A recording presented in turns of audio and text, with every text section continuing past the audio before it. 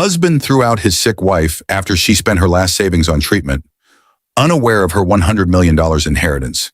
He threw her out just after she spent her last savings on treatment, unaware of the $100 million inheritance written in her late uncle's will, and unaware that the mistress he clung to would one day kneel beneath her shadow.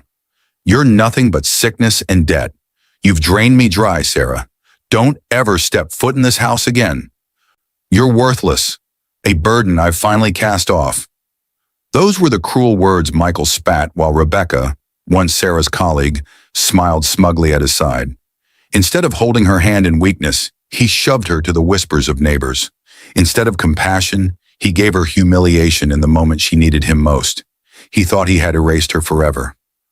But what he never imagined was that the very woman he discarded in disgrace would rise with a strength no betrayal could break.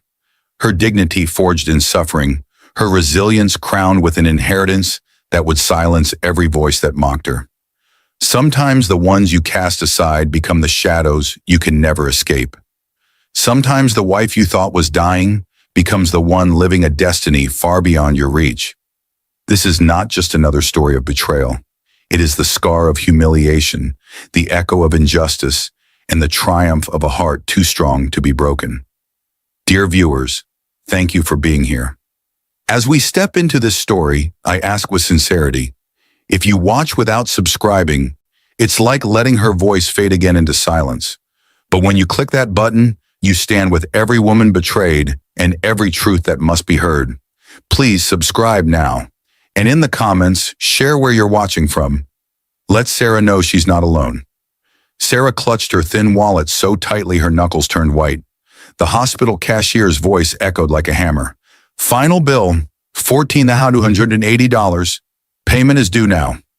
Her heart pounded. This was it. Every last dollar she had saved over the years, every coin meant for groceries, rent, and survival, was swallowed up by the treatment that kept her alive. With trembling hands, she slid the envelope of cash forward, whispering, "Please, this is everything." The nurse at the desk glanced at her pale face. "Are you sure, ma'am? You'll be left with nothing." Sarah forced a weak smile. "Life is more important than money." But as she staggered out of the hospital that afternoon, clutching her discharge papers, reality struck her harder than any illness. She had given everything. Her body was weak, but her soul was breaking under the weight of sacrifice. Back at home, Michael sat on the couch with his feet propped on the table, scrolling through his phone. He didn't rise to greet her. Instead, he glanced at the bag of medicines in her hand and muttered, "You wasted all the savings again, didn't you? On yourself." Those words cut sharper than a knife. She wanted to remind him she had once run their small household with discipline and care, working late shifts to keep food on the table. But she swallowed her reply, only whispering, "I'm alive because of it." Michael scoffed. Alive but broke. What kind of wife drains her husband dry? Do you even think about me? Before Sarah could answer, another voice slipped into the room. Rebecca. She was Michael's former colleague. Young, polished, always appearing at the wrong times. She had stopped by carrying files and pretending to check in. "Oh, Sarah," Rebecca cooed with false sweetness, her eyes sliding toward Michael. "You look so fragile. Please rest. Don't push yourself. Michael, you must be so stressed carrying everything." Sarah's stomach twisted. Something in Rebecca's tone was too soft, too familiar. Yet Sarah, drained of strength, sat down quietly, convincing herself she was imagining it. Outside, neighbors gathered by the fence, gossiping as always. "Poor Sarah," one whispered. "She's sick and wasting money. That husband of hers deserves better." Another laughed cruelly. "A weak wife only drags a man down." Sarah closed her eyes, but she couldn't shut out their voices. She had given her all, and yet the world saw only weakness. She thought she still had Michael's loyalty. She thought Rebecca's kindness was genuine. She thought neighbors would understand. But as Michael leaned closer to Rebecca, smiling at something she whispered in his ear, Sarah felt an invisible crack open wide between them. The imbalance was no longer just money. It was trust, loyalty, and love slowly shifting away from her. And deep inside, though she fought it, Sarah knew her greatest sacrifice was about to cost her more than money. She never knew this was just the beginning. The sound of paper slamming against the table shook Sarah to her core. Michael had tossed another bill in front of her. "Do you see this?" he shouted, veins bulging on his neck. "Another $5,000. For medicine, for tests, for God knows what. You're draining me alive, Sarah." Sarah flinched, clutching the edge of her chair.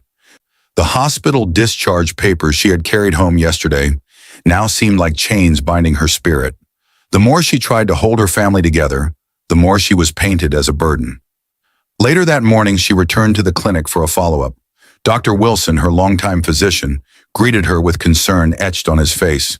He was a tall man in his 50s, known for his honesty and compassion.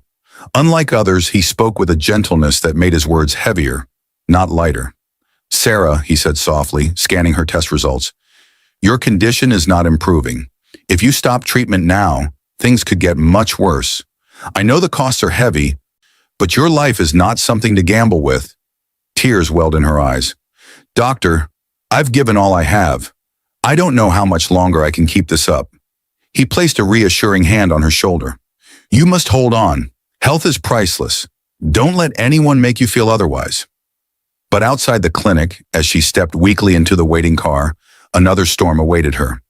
Mr. Parker, her father-in-law, was standing at the gate. A stern man in his 70s, proud and judgmental, he never missed a chance to scold. "So this is where my son's money disappears," he barked, glaring at the paper bag of medicine in her hands. "Look at you, thin, pale, weak. What good are you to him? You've cursed his life with nothing but expenses." Sarah lowered her head, her lips trembling. She wanted to scream that it was her money, her sacrifice, but her strength was gone. Michael arrived moments later. Instead of defending her, he adjusted his shirt collar and sighed. "Father's right, Sarah. You're making everything worse. Maybe I should stay with friends for a while. I need space." Her chest tightened as if crushed by invisible hands. She had sacrificed everything, yet the people closest to her only saw weakness. Michael turned away, sliding his phone from his pocket. The screen lit up with a message. Sarah's blurry vision caught only one word. "Rebecca." A smile tugged at his lips as he read. Sarah clutched the medicine bag to her chest, trembling. She had given everything to live, and yet she was already being pushed aside. The bills, the whispers, the distance. They were all gathering like a storm ready to break. What she didn't know was that betrayal had only begun to show its true face. The sound of a chair scraping violently across the floor made Sarah jolt. Michael stood towering over her, eyes blazing. "You sit there like a ghost while I carry everything," he shouted, slamming his hand on the table. "What kind of wife are you? Useless, sick, and draining me dry." Sarah's lips trembled. She had just returned from another exhausting hospital visit, her body fragile, her spirit thin as glass. She wanted to remind him she had spent her last savings not on comfort, but on survival. Yet the words stuck in her throat. Before she could gather her strength, the door creaked open. Uncle Martin stepped in without knocking. He was Sarah's mother's brother, a man who had always carried bitterness toward her since childhood. Stocky, sharp-tongued, and proud, he never missed an opportunity to tear her down. "Well, well," Martin sneered, arms folded. "Just look at you, Sarah. I told you years ago, nothing good comes from a woman like you.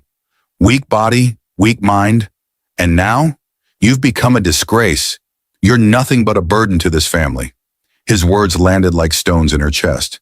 Family was supposed to protect, but Martin had always treated her as if she were cursed. Michael leaned back, nodding with grim satisfaction. "See, Sarah? Even your own blood agrees. Everyone sees it but you. You're the reason this house is sinking." Tears blurred her vision. She wanted to scream that she had fought, worked, and sacrificed for them both. But Uncle Martin's scornful chuckle drowned her voice before it could rise. Outside, as evening fell, neighbors gathered along the fence again, speaking just loud enough for her to hear. "Poor Michael," one said with pity. "He deserves better than a sickly wife," another replied. A third voice whispered cruelly, "Maybe that's why Rebecca is always around." Sarah's body ached, but her heart hurt more. The same neighbors who once praised her hard work now mocked her illness as if it were a crime. Even her old friends had started pulling away. Calls went unanswered, Visits stopped, and the silence grew heavier every day. She was no longer seen as Sarah, the devoted wife, only Sarah the sick, the failure, the woman dragging her husband down. Late that night, Sarah sat at the table, her thin hands tracing the hospital bills stacked high. The ink blurred through her tears. "Is this all I am now? Just debt and shame?" she whispered to herself. The door slammed open. Michael walked in, shirt rumpled, the scent of expensive perfume clinging to him. He didn't even try to hide it anymore. "Don't wait up for me," he said coldly, his eyes avoiding hers. "Your place in this house is gone. Accept it." Sarah's chest tightened until she could barely breathe. Her world was collapsing. Her husband, her family, her friends, even her neighbors.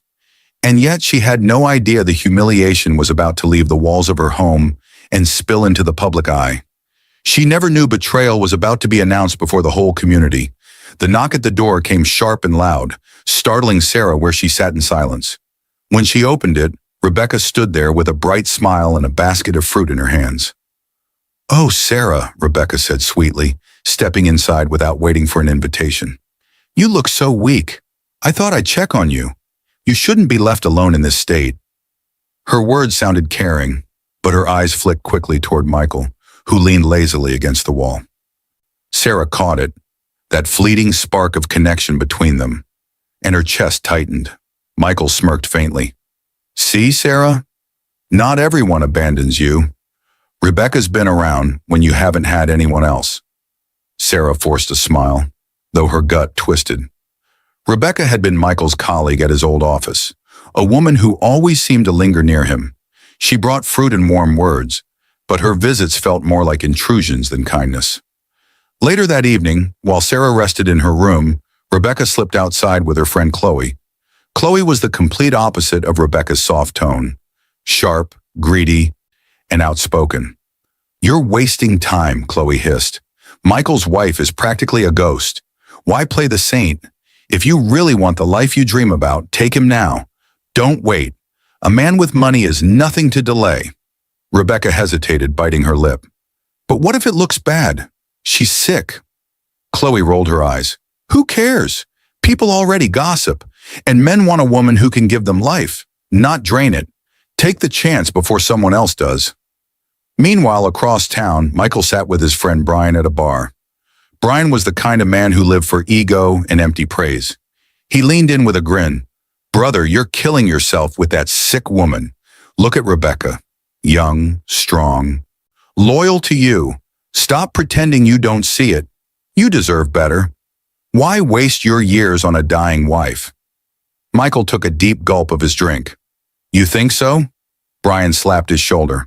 "I know so. You're the man. Don't chain yourself to a sinking ship. Step into the life you deserve." Back home, Sarah sat by the window, gazing at the dark sky. She replayed Rebecca's smile, Chloe's whispers she had overheard faintly, and Michael's growing distance. Her body was weak, but her spirit was still listening, still noticing. She whispered to herself, "Not everyone who brings fruit comes with love." The front door creaked. Michael and Rebecca entered together, laughing at something private. Their laughter froze when Sarah's eyes met theirs from the shadowed corner. For the first time, Sarah felt the walls of her marriage cracking wide open, and the world outside was about to see it. She never knew the betrayal was about to spill into the public square. "Get out!" Michael's roar thundered through the compound as he yanked the door wide open and shoved Sarah toward the crowd outside. His hand was rough on her frail shoulder.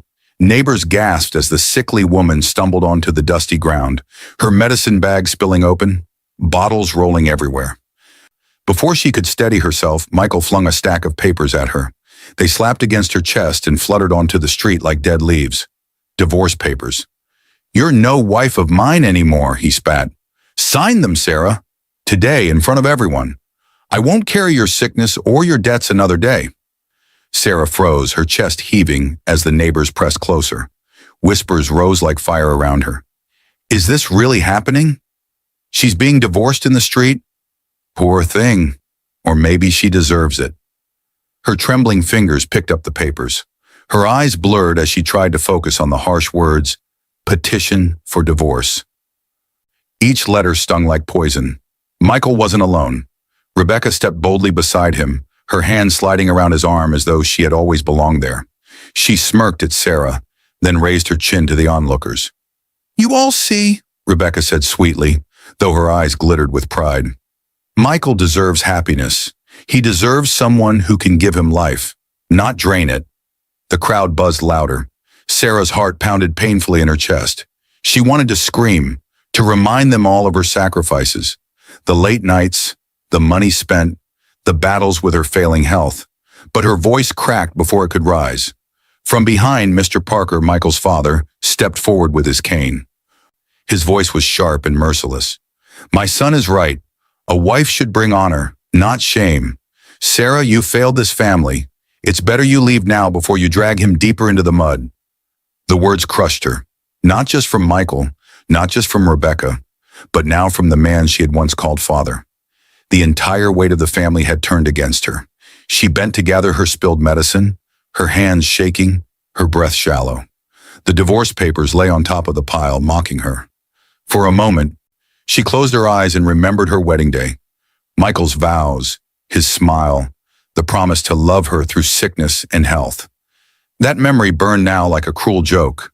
When she looked up again, Michael was already walking away with Rebecca on his arm, waving proudly to the gossiping neighbors as though parading a trophy. Sarah collapsed to her knees, her body too weak to rise, her dignity torn to shreds before the entire community. And yet, as she clutched the papers to her chest, she felt a strange stillness. Something deep inside whispered that this wasn't the end. It was the dark valley before a rise no one could see. She never knew that after despair would come a letter that would change her destiny forever. The slam of the gate echoed like thunder in Sarah's ears. Michael's shadow disappeared down the street, Rebecca clinging to his arm like a prize. The crowd dispersed slowly, their whispers clinging to her skin like thorns. "Pathetic," one neighbor muttered.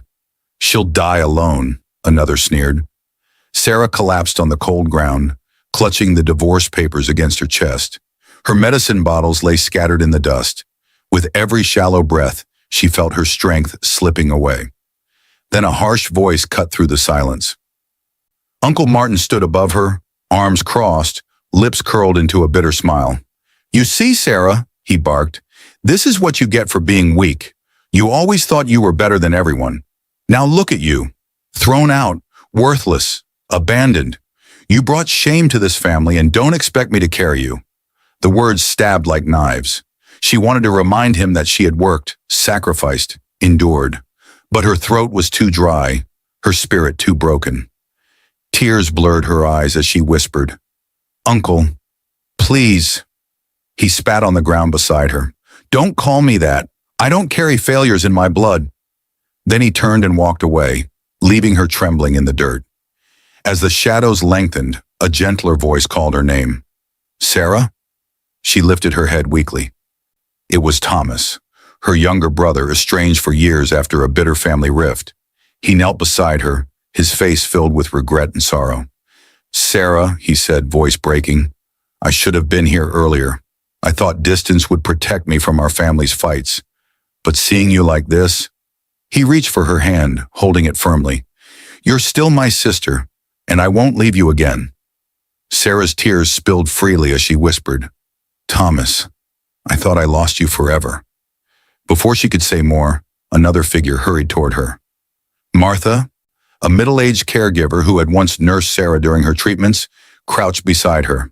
Her touch was firm, practical, but her eyes were kind. "Don't speak," Martha said gently. "Save your strength. You need care, not arguments." She began gathering the medicine bottles, wiping the dirt from Sarah's hands. For the first time in days, Sarah felt hands lifting her instead of pushing her down. She leaned weakly against Thomas as Martha supported her other side. Inside Thomas's small car, silence filled the air. Sarah closed her eyes, her chest rising and falling slowly.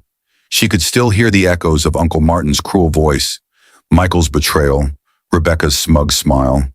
But beneath it, she also heard Thomas's promise and Martha's steady reassurance.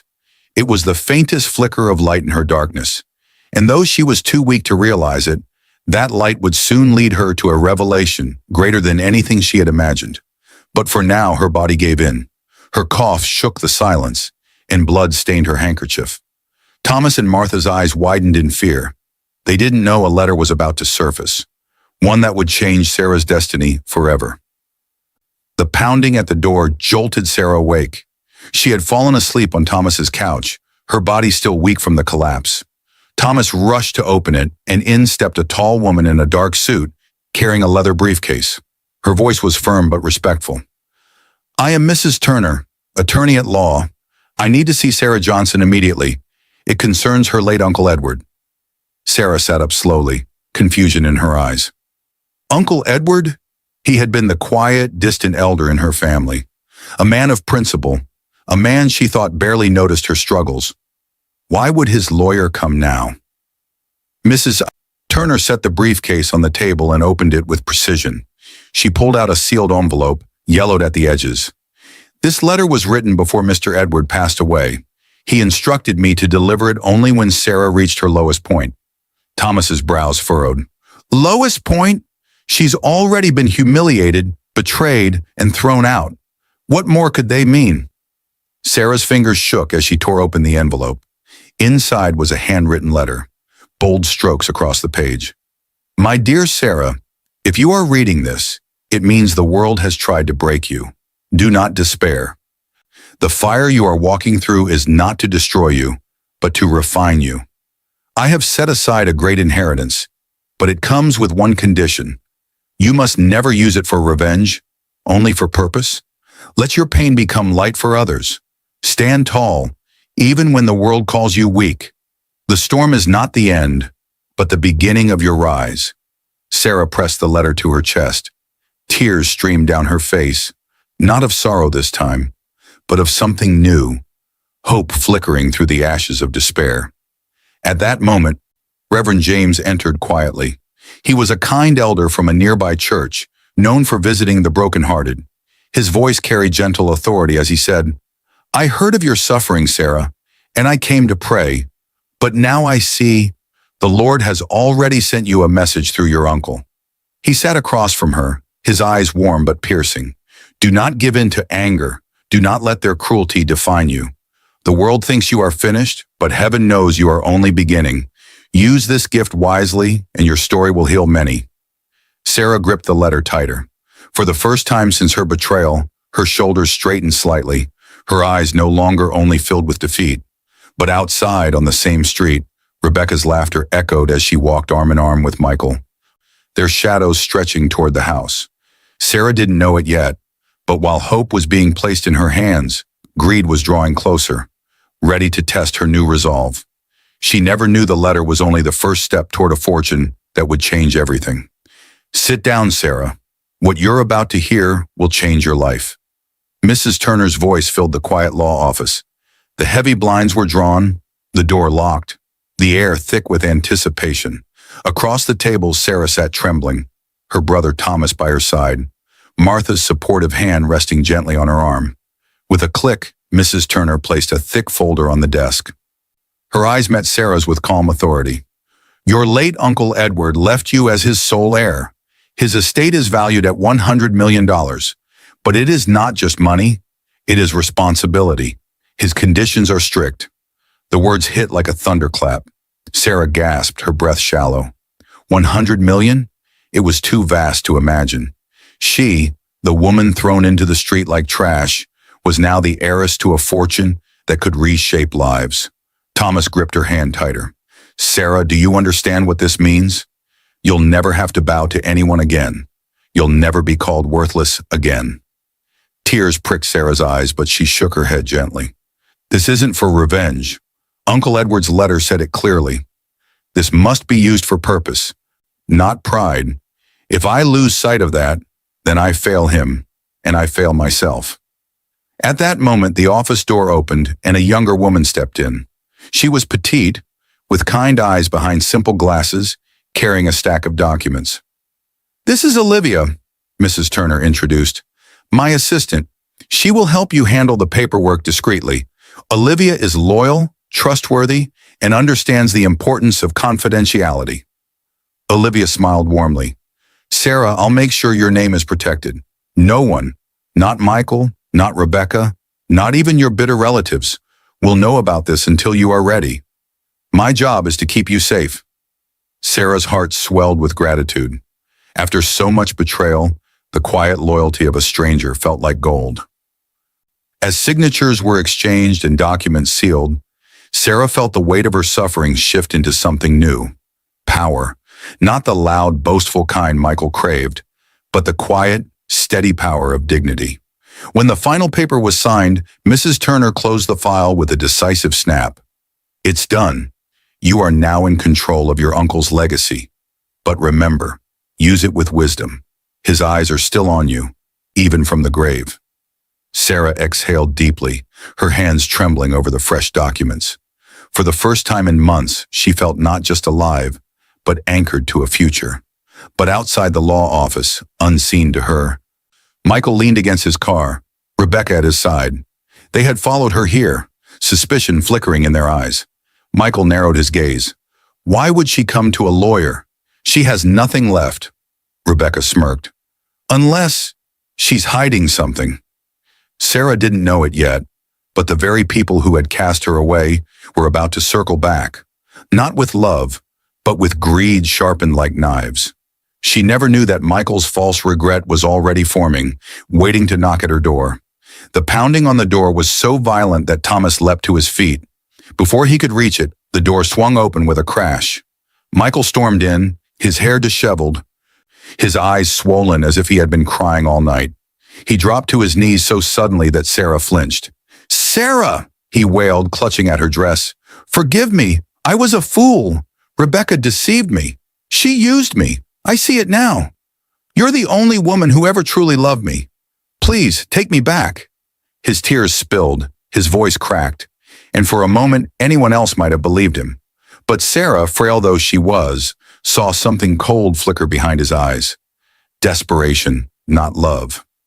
Before she could answer, Rebecca appeared in the doorway, her arms folded, her lips curled in disdain. She didn't look like a woman abandoned. She looked like a woman plotting. Her eyes darted at Sarah's neat clothes, the quiet dignity in the room, the calm around her. Jealousy burned. When Michael stumbled outside for air, Rebecca seized his arm, her voice low and venomous. Stop begging for her heart. Beg for her money. Can't you see? She's hiding something. No woman thrown away lives this calm unless she's holding power. Use her guilt. Drain her before she drains you. Michael's friend Brian waited by the car, puffing a cigarette, his grin wide. He slapped Michael's back and sneered. That was good, man. You nearly fooled her. Push harder. Make her remember the years you gave her. Twist the knife. Tell her she owes you everything. Women like her, soft hearts, easy prey. Back inside, Sarah sat quietly. She heard the muffled whispers outside, and it all fit together. Rebecca's smug smile, Michael's sudden return, Brian's constant influence. It wasn't love driving Michael back to her doorstep. It was greed. Michael stormed back in, kneeling again, but this time his voice was harsher, more insistent. Sarah, I gave you my best years. You owe me. Let's start over. We can build again. Together. You can't shut me out. Sarah's fingers clenched around Uncle Edward's letter in her lap. She rose slowly, her frail frame trembling, but her eyes locked on him with a new fire. No, Michael, she said softly, yet her voice carried through the room like thunder. I owe you nothing. You threw me away when I was weakest. You paraded another woman in front of me. You shoved divorce papers into my hands. That door you closed? I will never open it again. She stepped forward, her thin hand reaching for the door. Her brother Thomas stood ready beside her, Martha at her back. Sarah pulled the door wide open and pointed to the street. Leave, and do not come back. The slam echoed like a gavel, final and unshakable. Outside, Michael staggered, Rebecca seethed, and Brian's grin finally faltered. The mask of control was slipping from their hands. Inside, Sarah leaned on the wall, her chest heaving. She was still weak in body, but for the first time, she felt strong in spirit. She had chosen dignity over manipulation. Yet even as she steadied herself, a shadow lingered in her mind. Michael's pride would not let this end. She never knew his hunger for wealth was about to drag them all into ruin. The shriek of laughter echoed through the boutique as Rebecca strutted inside, her arms stacked with glossy shopping bags. Diamond earrings sparkled at her ears, a new designer handbag swinging from her wrist. Every step was a performance, her heels clacking like applause meant only for her. "Michael bought me this one," she bragged loudly to the clerk, holding up a silk gown. "And this one too. Oh, you wouldn't believe the gifts he showers me with. Poor Sarah never had this taste. I'm living the life she could only dream of." The clerks forced polite smiles, but whispers rippled among the customers nearby. "Isn't that Sarah's husband? Weren't they struggling with hospital bills? Strange, where's all this money suddenly coming from?" Rebecca ignored the murmurs, basking in her illusion of victory. But at the corner of the shop, Chloe, her closest friend and partner in ambition, leaned against a rack with her arms crossed, her expression sour. "You're flashing too much, Rebecca," Chloe snapped quietly. "This won't last forever. Michael's not as rich as you think. If you're smart, you'll secure someone with deeper pockets before it all dries up." Rebecca frowned. "Michael promised me everything. He's giving me what I deserve." Chloe rolled her eyes. "Deserve? Look around you. His money is leaking like water from a broken bucket. He can't keep up with your lifestyle. And when it runs out, don't expect me to stick around to clap for you. I want real wealth, Rebecca, not scraps from a desperate man." With that, Chloe turned on her heel and left, her loyalty evaporating with the sound of her heels clicking against the floor. For the first time, Rebecca felt the weight of doubt settling on her chest. Meanwhile, across town, Michael tried to keep up the image. He stood at a local gathering, boasting to old acquaintances. "My wife, Rebecca, she deserves the best. I can provide it. Don't compare me to men who struggle. I'm above that." But the men whispered behind his back. "Wasn't he the one who threw Sarah out like trash? He acts rich, but I heard his business deals are falling apart. Pride comes before the fall. Watch him." The false crown on Michael's head was slipping. Every dollar spent on Rebecca's glitter cut deeper into his empty accounts. And yet he kept smiling, desperate to hold on to an image already cracking. Back at home, Rebecca opened another jewelry box, forcing a smile as she slid a necklace over her collarbone. But when she glanced at Michael's face, she saw it. Sweat, nerves, and a darkness he couldn't hide. "Michael?" she asked slowly. "We're not running out, are we?" His jaw tightened. He didn't answer. Silence filled the room, heavier than gold. And though Rebecca tried to push it away, a shadow of fear crossed her heart. She never knew her own betrayal was already being written in the dark corners of Michael's downfall. The crash of glass echoed across the restaurant as Michael slapped a wine bottle off the table. Rebecca jerked back, eyes flashing with fury. "Why is the card declined again?" she shouted, her voice rising above the murmurs of other diners. "Michael, you promised me a life of luxury, not embarrassment." Heads turned, whispers filled the air. Michael's face flushed with shame as the waiter quietly bent to clean the mess. "Calm down," Michael hissed, gripping her wrist. "It's just a delay. The money will come. I'll fix it." But Rebecca's eyes had already shifted across the room. At a nearby table sat Mr. Dalton, a wealthy investor in his 50s, draped in a suit finer than anything Michael owned. He watched the scene with quiet amusement, a glass of champagne in his hand. Later that night, while Michael sulked in the car, Rebecca slipped away under the excuse of fresh air. She found Dalton on the balcony, his laughter rich, his words smoother than silk. "You don't belong with a man drowning in debt," Dalton murmured, brushing a finger against the diamond bracelet on her wrist. "A woman like you deserves a man who can keep her shining." Rebecca's heart pounded. She smiled coyly, already weighing her options. For days afterward, Michael noticed money disappearing faster than ever. New clothes, new jewelry, new parties, all charged in his name. He confronted Rebecca once, only to be met with her sharp tongue. "Don't lecture me," she spat. "You threw away your sick wife for me. Don't act holy now. If you can't provide, I'll find someone who can." Brian, who once cheered Michael's arrogance, began to distance himself. When the drinks stopped flowing and the parties ended, His calls grew fewer, his excuses grew longer. One evening, Michael stood at the entrance of an upscale hotel, trying to stop Rebecca from walking inside with Dalton. His voice cracked with desperation. "Rebecca, please, you can't do this to me. After everything I gave you." She laughed cruelly, slipping her hand into Dalton's arm. "Everything? You gave me scraps, Michael. Dalton is offering me the life I deserve. You are finished." The hotel guard stepped forward, pushing Michael back as Dalton and Rebecca disappeared inside. The door closed, shutting him out. For the first time, Michael felt the sting of abandonment pierce his chest. The humiliation was public, the betrayal undeniable.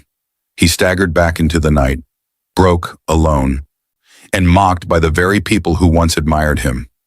The same taste of betrayal he forced on Sarah had now become his own bitter drink. But worse storms were coming, because while Rebecca had found her new place, Michael's downfall was only just beginning. He never knew that true loyalty was about to shine, and it wouldn't be his to claim.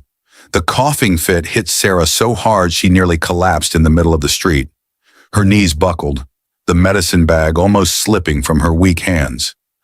Martha rushed forward to catch her, panic flashing across her face. "Sarah, breathe slowly. You're safe. Don't push yourself," Martha said firmly, guiding her to a bench. Thomas ran to a nearby pharmacy for water, his expression grim with worry. People passed by, staring at Sarah but not stopping, some even whispering cruel words as they hurried along. "Isn't that the woman whose husband left her?" one muttered. "She looks worse every day," another sneered. Sarah's eyes welled up. It was the same world that mocked her collapse, the same world that had celebrated her shame. But then Thomas returned, kneeling by her side, his hand steady. "Don't listen to them," he said. "You're my sister, Sarah, and I won't let you fight this battle alone anymore. I left once. I won't make that mistake again." The sincerity in his voice broke through her despair. For years, their family feud had left a gap between them. But here he was, carrying her weight when others mocked her. Martha added firmly, "And I'll stand too. You're not alone. I've nursed people who had no one, and I won't let you go through this valley without care.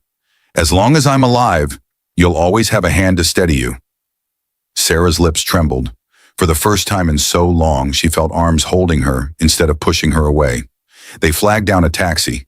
A beat-up yellow cab screeched to a halt.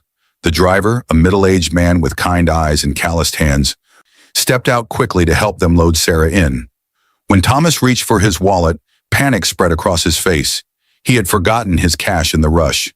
I don't have enough money right now. I'll pay double later, I swear." The driver shook his head with a gentle smile.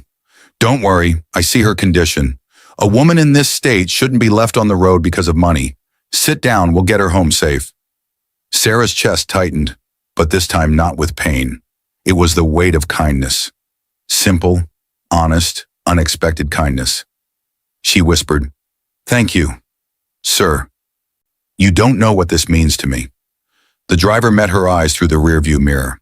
Sometimes all a person needs is someone willing to carry them 1 mile further than the world is willing to go. Tears slid down Sarah's cheeks as she leaned against Thomas's shoulder, Martha holding her hand. For the first time in months, she felt the fragile beginnings of trust and hope returning. But outside the window, the city buzzed with whispers. Some faces looked on with pity, others with scorn. And in the shadows, Michael's prideful figure lingered, watching silently as the cab carried her away. Sarah didn't know it yet, but while true loyalty was finally blooming in her life, Michael's world of lies was crumbling faster than he could control. She never knew that resilience would soon build into a force that even her enemies couldn't silence. The hammer struck the wooden frame with a loud crack that echoed across the street. Neighbors gathered curiously, watching as construction workers hurried back and forth. But these weren't ordinary workers. Among them were women who had once been mocked for their illnesses, men rejected after accidents, and young people abandoned because of disability. At the center of it all stood Sarah, pale but resolute, directing with a clipboard in her hand. Her voice rang clear despite her fragile frame. "Every hand matters here. No one is too broken to build again." Martha moved quickly beside her, guiding volunteers and making sure Sarah didn't overexert herself. Thomas lifted heavy boards, his shirt drenched in sweat, determined to be the shield Sarah had lacked for so long. The community whispered from a distance, "Is that Sarah? The same woman Michael threw out? She's hiring the weak, the rejected. What is she doing? Building something bigger than revenge." Inside the newly painted building, Reverend James stood by Sarah, his Bible in one hand. His deep voice carried both comfort and conviction. "Out of suffering comes light," he said softly. "Sarah, you are turning pain into purpose. Do not forget, this is not just for you. It is for every person who once thought life was over." Sarah lowered her head, tears brimming. "I was left with nothing, but in my nothingness, God gave me everything. I cannot waste this chance." One by one, old supporters who had drifted away began to return. Mrs. Jenkins, an elderly woman who once bought from Sarah's small shop, stepped forward with a donation of fresh vegetables for the workers. "I misjudged you," she whispered, gripping Sarah's hand. "Forgive me." Others followed. Small gifts, kind words, hesitant apologies. The same mouths that once mocked her now began to praise her. But Sarah never lifted herself with pride. Instead, she looked at the rows of wheelchairs, the patients-turned workers, and said, "This foundation is not mine alone. It belongs to all of us who know what it means to be broken and to rise again." The first signboard was lifted into place. New Dawn Foundation. The crowd gasped as they read it. Hope flickered in the eyes of people who had never believed in second chances. But as cheers spread, Sarah caught sight of a face in the distance. Michael.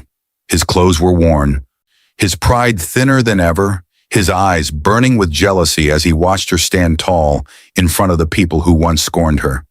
His fists clenched at his sides. The woman he had humiliated was now becoming someone the whole community respected. And Sarah, though she stood firm, felt her heart race. Because she knew Michael's pride would never accept her rise without resistance. She never knew that her public triumph would soon collide with his desperate downfall. The courtyard roared with claps and cheers as the banner of New Dawn Foundation fluttered in the breeze. Reporters shoved microphones forward. Flashes of cameras lit the stage, and the community pressed closer. At the center, Sarah stood gracefully, cane in hand, her voice rising above the noise. "I was once called worthless," she declared, her eyes shining. "I was once thrown out when I was weak. But today I stand alive because pain did not destroy me. It shaped me into purpose. New Dawn is proof that no one's suffering is wasted." The applause thundered, echoing through the streets. Suddenly, a broken figure pushed through the crowd. Michael. His clothes were wrinkled, his shoes scuffed, his face pale with shame. He stumbled forward and dropped to his knees in front of her. "Sarah," his voice cracked. "Please, forgive me. I was a fool. Rebecca left me with nothing. I see now. You were my true blessing all along. I don't deserve it, but please, take me back. I have nowhere else to go." The crowd gasped, whispers spreading like wildfire. "Isn't that her husband who humiliated her? Now he's begging in the dirt. What a disgrace." All eyes turned to Sarah. Her heart trembled as memories rushed back. The night he shoved divorce papers into her chest, the whispers of neighbors laughing at her pain, Rebecca's smirk as she clung to his arm. For a long moment, silence stretched heavy in the air. Then slowly, Sarah leaned forward. Her voice was soft, yet it carried like thunder. "Michael," she said, "I forgive you, not because you deserve it, but because I refuse to carry the weight of your cruelty any longer." Michael's eyes widened with desperate hope, reaching for her hand. But Sarah stepped back gently, her chin lifted. "Forgiveness is not the same as return," she continued. "You taught me that love without loyalty is poison. You chose pride over me, and that choice cannot be erased. I release you from my heart, but I will not take you back into my life." The crowd erupted, some gasping, others cheering loudly. Mothers wiped tears, men nodded in respect, and those she had helped raised their hands in applause. Michael broke down completely, sobbing on the pavement. "Please, Sarah, don't leave me like this." But Sarah's eyes, glistening with tears of her own, turned to the people around her. She raised the old hospital bill high, her voice steady. "This paper was once a symbol of my despair. Today, It is a reminder that no betrayal can bury the strength within us. My mission is not to return to the past. My mission is to build a future where no one else is left alone in their weakest hour. The people erupted into thunderous applause, Sophie the journalist capturing every word. Michael wept in the dust, but Sarah walked forward into the light of her new destiny, forgiven, free, but untouchable. She never knew that her forgiveness would become the very seed of a global movement of hope. The wail of a sick child pierced the air as the clinic doors swung open. A mother stumbled in, clutching her daughter whose body burned with fever. The crowd waiting inside parted, their faces tense with fear and hope. "Please," the mother cried, collapsing to her knees. "I have nothing left. Save my child." Before the words could sink into despair, Sarah stepped forward. Her cane tapped against the floor, her presence steady as sunlight through storm clouds. "Bring her in," Sarah ordered softly. "Here, no one will be turned away. Treatment will never depend on money again." Doctors and nurses, many of them once abandoned patients themselves, hurried to lift the child. The mother sobbed, clinging to Sarah's dress, whispering, "God bless you. God bless you." As the room settled, Sarah walked through the hallways of the New Dawn Foundation, watching the once broken find dignity again. A man with a prosthetic leg worked as a receptionist. A woman recovering from cancer organized supplies with a smile. Former outcasts had become the very pillars of her mission. Her eyes watered as she whispered to Martha, "This is what Uncle Edward wanted. Not revenge, but redemption." Martha squeezed her arm. "And you've done it, Sarah. You've given people a reason to live again." That day, Sophie, the journalist, returned with a camera crew. She moved through the clinic, documenting every tear, every laugh, every miracle. Later, her article hit the headlines. "The woman the world rejected becomes the mother of a nation's hope." Donors began pouring in, inspired by the story. Letters arrived from investors, churches, and charities. Checks were written, partnerships formed. What began as one woman's brokenness was now becoming a movement stretching far beyond the city. Sarah stood before her team at sunset, her voice strong despite her scars. "We will build clinics in every town. We will send medicine to the forgotten. This foundation is not mine, it is ours, and it will outlive us." The workers cheered, their voices rising in harmony. Outside the gates, unnoticed, Michael stood watching, hollow-eyed, ragged, and hungry.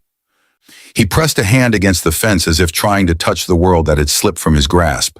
But Sarah never turned toward him. Her eyes faced the future, not the past. The sun dipped low, casting golden light on the signboard. New Dawn Foundation. Sarah closed her eyes, whispering to herself, "What was meant to bury me became my wings." The cheers swelled again. The poor, the sick, the forgotten, all raising their hands, not in sorrow, but in gratitude. Her story had begun with betrayal, but it ended with power greater than revenge. A legacy of love multiplied into thousands of lives. And yet, even as her chapter closed, her journey was not over. Because true light, once lit, does not stop at one corner. It spreads to the ends of the earth. She never knew this was only the beginning of a global dawn,